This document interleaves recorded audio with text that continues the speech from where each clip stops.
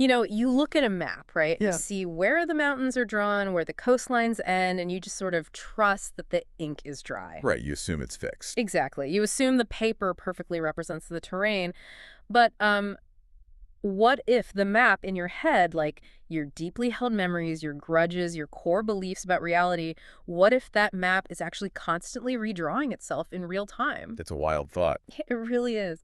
So welcome to today's deep dive. Because today, for you listening, we are looking at this incredibly eclectic stack of sources that use, of all things, hard mathematical theorems to prove that your worldview isn't a static picture at all. Right, it's a constantly mutating equation. Yeah. And we are diving into a really sprawling mix today. We've got ancient library archives, metaphysical codexes, and even some fantasy narratives. Which is quite the combo. Right. All to decode this one central, honestly world-bending concept, which is Bayesian epistemology. Yeah, and usually we think of Bayesian probability as the strict domain of like statisticians or machine learning engineers. Oh, totally. It sounds so dry. Right, it's basically a mathematical framework for updating your beliefs based on new evidence. But the authors of these texts they're just ripping that theorem right out of the textbook. I love it. Yeah, they're applying it to the very fabric of human experience. They're using it to explain how we process a story, how we rewrite our own past, and ultimately, and this is the crazy part, how the universe itself might be calculating its own existence. Which is exactly the kind of massive, wild leap that makes this stack of sources so compelling to me. I mean, we are exploring how we construct our world map by treating stories, belief systems, and our own lived experiences as literal hypotheses. Exactly. And the text doesn't even start with the abstract math, which I appreciate. Yeah, it grounds it. Yeah, it grounds this incredibly complex idea in something that you, the listener, do every single day, which is consuming a narrative. The sources actually take us to a scene in this ancient archive library. Right, where the librarian is challenging these two characters, Nora and Liam. Yes. Can you lay out what's happening there? Because Nora is like super frustrated. Oh, she's incredibly frustrated. Yeah. Because she's reading this book that is suffering from severe narrative whiplash. Right. The plot is suddenly breaking its own rules. The characters are acting totally erratically. And she just feels fundamentally betrayed by the author. Like the contract is broken. Exactly. She feels like the world she invested in has just completely collapsed. And that's when the librarian stops her, right? Yeah, the librarian basically argues that there are no passive receivers of reality. You are never just, sitting back and letting a story wash over you. Every single page you turn is a data point. Okay, let's unpack this. Yeah. Because the librarian challenges Nora to treat the narrative as a working hypothesis. Yes. She tells her to ask, what is this story trying to make me believe? And then she has to rigorously follow up with, do I have enough empirical reason to believe it? Which completely flips the power dynamic of reading, if you think about it. Totally. It's like being a detective sitting in a jury box for your own life. You don't just passively absorb the testimony of the world, right? You cross-examine it. Oh, I like that analogy. Yeah, you accept the initial axioms, sure, but then you demand proof. Every new plot development acts as evidence. What's fascinating here is that the text is explicitly asking us to look at every new event, whether in a book or in your actual daily life, as raw evidence. The world presents you with data. Right. So if we apply the Bayesian framework here, Nora's assumption about the type of book she's reading is her, well, in math terms, her prior probability. Her baseline belief. Exactly, her baseline. So when the author throws in an absurd fourth wall breaking chapter, that's the new evidence. That's E. Okay. The formula forces her to calculate, what are the odds of this weird chapter existing if my initial assumption about the story was actually right? Right. So if the new evidence completely shatters the internal logic of the world, the text says you don't just, throw the book across the room. No, you adapt. Yeah, you shift to a metafictional hypothesis. Your new working theory becomes, okay, wait, this story is actually a commentary on the nature of stories. Exactly. You stop testing the literal plot and you start testing the author's underlying intent. Which requires an enormous amount of mental flexibility. Oh, absolutely. The librarian frames this as a willingness to engage with mystery, not as an existential threat, something that destroys your worldview, but as a home. A home. Wow. Yeah. A place where you can comfortably sit with uncertainty, continuously taking in new evidence, and just continuously calculating a new reality. You are constantly updating your posterior probability. The posterior probability being your new revised belief about the world. Correct. So what does this all mean for us? Because if we're going to apply formal Bayesian equations to Nora's reading experience, or, I don't know, to how we judge our friends or how we navigate our careers, I have to push back a little on the core mechanism here. Go for it.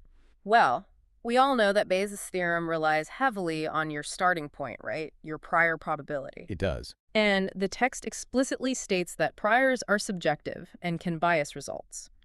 It even warns that treating deeply held beliefs as mere probabilistic math can lead to absurd conclusions. Right. So aren't we just dressing up our personal biases in fancy math? If my prior is just whatever I already deeply feel is true, the math is just going to rigorously validate my own personal dogma, isn't it? It is a really vital critique. And, the authors of the codexes don't shy away from it at all. They don't. No, they openly acknowledge those flaws. They admit humans aren't perfectly rational algorithms calculating objective truth in a vacuum. Clearly. But the defense the text offers is that the mathematical framework itself, Bayesian epistemology, provides a rational framework for viewing beliefs not as absolute dogmas, but as degrees of confidence. Degrees of confidence. Okay. But how does a math equation force you to not be dogmatic? It seems like it would just give you, false confidence in your own bias. Well, because it formally demands that your beliefs are never final. It forces you to admit that your current worldview is nothing more than a posterior probability waiting for tomorrow's evidence. Ah, I see. And even if your prior is biased, there's this mathematical inclusion of Bayes factors. Right. The Bicquetel. Can you explain that part? Sure. Bayes factors basically compare the strength of two competing hypotheses against the new evidence. If the Bayes factor is greater than 1, the evidence favors the first hypothesis. If it's greater than 10, it suggests strong support. Strong support for the alternative. Exactly. So it creates a sort of paper trail of reality. If the Bayes factor is screaming that the new evidence strongly supports an alternative reality and you still refuse to update your belief, well, the math strips away your excuses. It proves you're ignoring the data. Right. It proves you aren't a rational actor. You are a dogmatist. It demands epistemic humility. Okay, that makes sense. So if this formula works for Nora deciphering an erratic fantasy novel, and it works for us keeping our own subjective biases in check, the sources then ask this terrifyingly massive question. Oh, it scales up. It scales up so much. Does reality itself use this exact same math to exist? Yeah. The authors scale this updating process up to the absolute maximo, like the creation of the cosmos. If we connect this to the bigger picture, the synthesis of the physical and the metaphysical in these archives is just breathtaking. The authors propose that grounding the concept of abstract recursion in Bayesian terms actually reveals how world building happens on a literal, universal scale. Exactly. The text describes the origin of the universe not as, a spark or Big Bang, but as raw potential. And they define that raw potential in strict probability terms. They call it a maximally broad prior with no preferences. Right.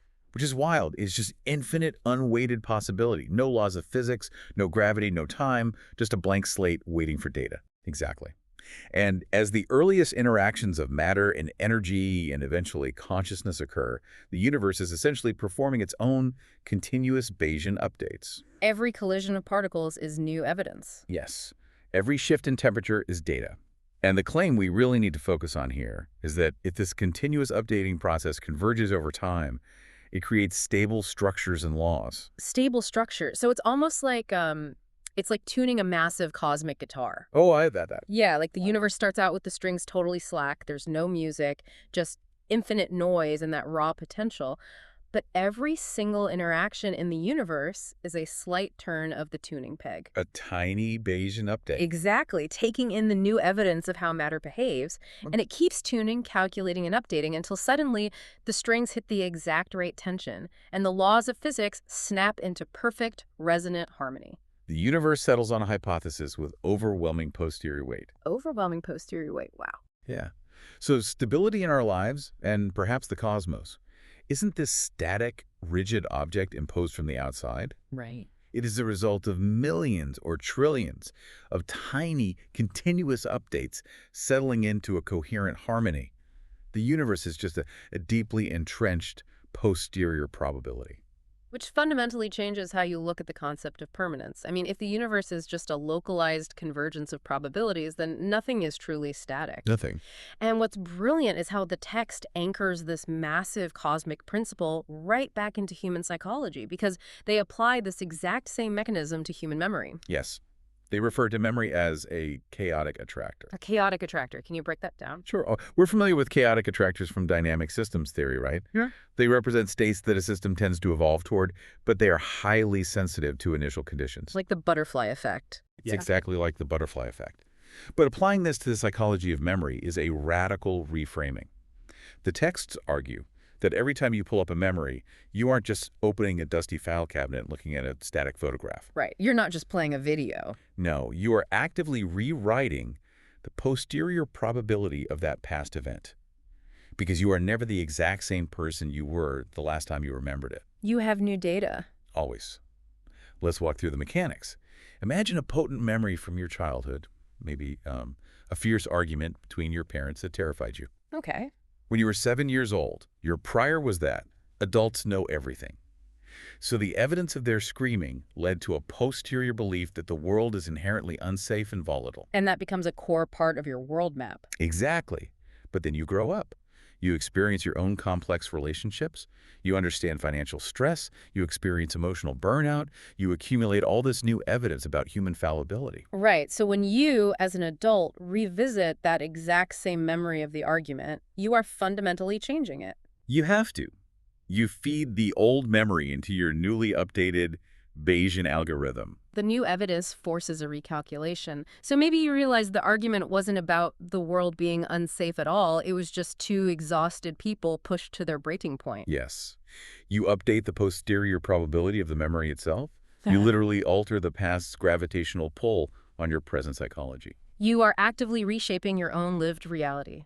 The memory is a hypothesis you are continually retesting. It's powerful stuff. It is. And when this mathematical machinery is running smoothly with a healthy dose of that epistemic humility we talked about, it allows us to heal, right? It allows us to adapt, to forgive. It does. But, and this is a big but, the sources don't just paint a rosy picture here. They offer a pretty stark warning about what happens when this entire system breaks down. Right. The danger of a corrupted prior. Because the vulnerability of any recursive system, which is a system that feeds today's output back into tomorrow's input, is that an error in the baseline gets magnified exponentially. It spirals out of control. Exactly. The sources spend significant time analyzing the human capacity for pattern seeking. We are evolutionarily hardwired to find patterns even where none exist. We see faces in the clouds. We assume a rustling bush is a predator. Exactly. And because the Bayesian updating process loops back on itself, it acts as a self-reinforcing filter. The text warns that even tiny asymmetries in the baseline prior eventually dominate the entire equation. Producing a completely consistent yet totally fabricated whole reality. Yes. Which brings us to arguably the most unsettling concept in the lore of these archives, the 13th tenet. The 13th tenet, I remember reading this. It simply states that grievance is a dark magic. Yeah. And, calling grievance a dark magic sounds like overly dramatic fantasy lore until you look at the math behind it. Math is terrifying. It is, because the texts explain how a single nursed grudge or a deep resentment becomes a lens that mathematically darkens absolutely everything it sees. The quote from the archive is, it gave me chills, "One resentment becomes a way of seeing. A way of seeing becomes a world." Because a grievance is just a highly corrupted baseline prior. If you're starting mathematical certainty, your prior probability is that everyone is fundamentally out to get you, the Bayesian formula doesn't break. That's the scary part. Right. It continues to work perfectly. But it works to isolate you. Here's where it gets really interesting. It's like a corrupted algorithm in a social media feed, right? That's a perfect analogy. Yeah, like if your prior probability is my coworkers disrespect me, then every neutral piece of evidence gets ruthlessly twisted by the math to fit that narrative. Always. If a coworker holds the elevator door for you, your biased prior calculates, oh, they're just trying to look good in front of the boss. Yep. But if they don't hold the door, your prior calculates, see, they actively despise me. The Bayesian updates are functioning flawlessly, processing the evidence, but because the prior is poisoned, the math mathematically validates your isolation. Your reality becomes a prison. A self-constructed prison. This raises an important question, one the text wants the reader to confront. When you look out at the world, and see hostility or conspiracy or unending despair. Yeah. Are you actually reacting to objective empirical data? Right. Or are you just mistaking your own biased prior for reality? Exactly. Are you feeling the overwhelming, self-reinforcing mathematical weight of your own unhealed grievances? Mm. Are you seeing reality, or are you just running bad code? Wow. Are you just running bad code? That is exactly why the text's insistence on epistemic humility is so crucial. Humility isn't just some nice moral virtue in this framework. No, it's structural. It's a structural mathematical requirement for keeping your reality accurate. Because if you aren't humble enough to admit your baseline prior might be flawed, you can never truly accept new evidence. You just reject the data that doesn't fit your grievance. Right. You stop being the detective in the jury box cross-examining the world, and you just become a corrupt judge slamming a gavel on a rigged trial. You seal yourself inside your own hypothesis. The universe continues to offer you evidence, a chance to update, a chance to tune the strings and find that harmony we talked about. But your corrupted algorithm simply discards it.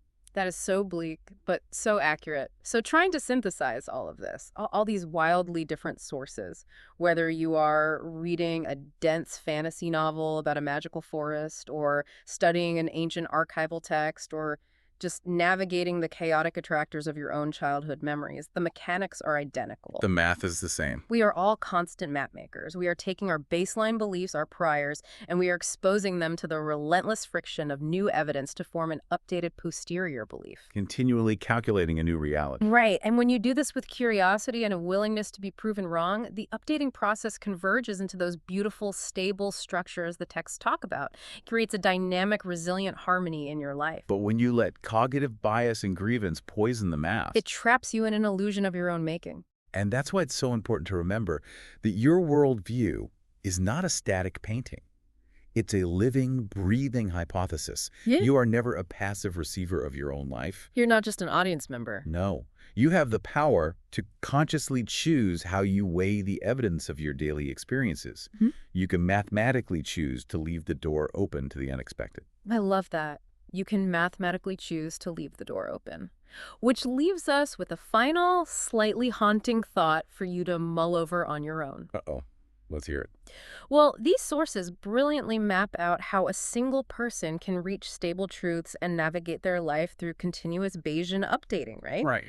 But what happens to an entire society when different groups of people are operating on fundamentally incompatible priors? Oh, wow. Yeah, if my baseline reality and your baseline reality don't share a single starting axiom, how do we process the same national event? We process it entirely differently? Exactly.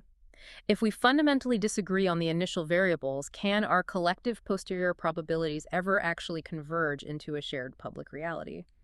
Or, as the math seems to suggest, are we mathematically destined to just keep updating ourselves into entirely separate, irreconcilable worlds? That is a terrifying question. It is. The map in your head might be making perfect sense to you, but if it doesn't align with the terrain the rest of us are walking on, the real work is figuring out how to redraw it together.